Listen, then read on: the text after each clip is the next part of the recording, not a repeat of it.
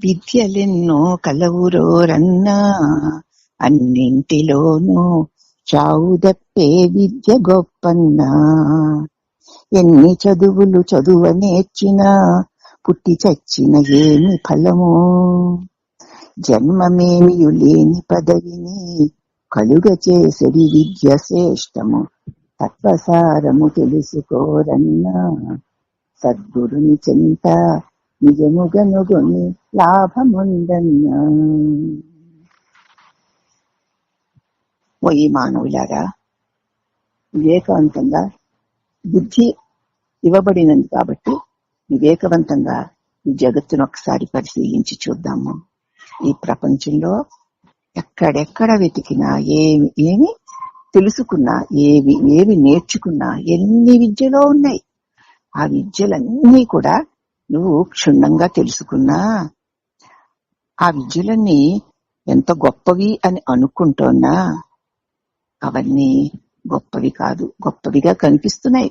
కానీ అన్నింటిలోనూ గొప్పది ఏది అంటే చావు తప్పే విద్యే గొప్ప విద్య.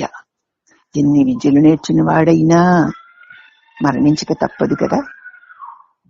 మరణము లేనటువంటి గొప్ప విద్య ఒకటి ఉంది. ఆ విద్య కంటే గొప్ప విద్య మరొకటేది లేదు. ఎన్ని చదువులు నేర్స్తే ఏమిటి? ఎన్ని చదువులు చదివినా, ఎన్ని విద్యలు నేర్చుకున్నా పుట్టి చస్తే లాభం ఏముందయ్యా? ఇన్ని నేర్చుకున్న వాడికి పుడతావు, చస్తావు, చచ్చి మళ్ళీ పుడతావు, మళ్ళీ విద్యలు నేర్చుకుంటావు, మళ్ళీ చస్తావు, మళ్ళీ పుడతావు. పుట్టుక ఒక గొప్ప దుఃఖము. మళ్ళీ విద్యలన్నీ నేర్చుకోవడంలో కూడా ఎంతో శ్రమ. మళ్ళీ మరణం ఒక పెద్ద కష్టము. ఎన్ని విద్యలు నేర్చుకున్నా ఈ పుట్టి చస్తే లాభం ఏమిటయ్యా?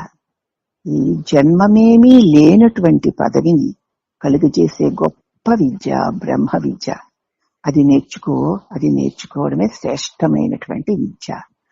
అట్టి విద్యను నేర్చుకున్నవాడే విదుడు. అతడే బ్రహ్మమును పొందినవాడు. అట్టి బ్రహ్మమును అందింపజేయగలవాడు అని బ్రహ్మమును పొందింపచేస్తూ బ్రహ్మమును నలుగురికి అందింపచేస్తున్నటువంటి శ్రీ సద్గురుదేవులైనటువంటి విద్యా ప్రకాశానంద స్వారికి అనేక వందనములు.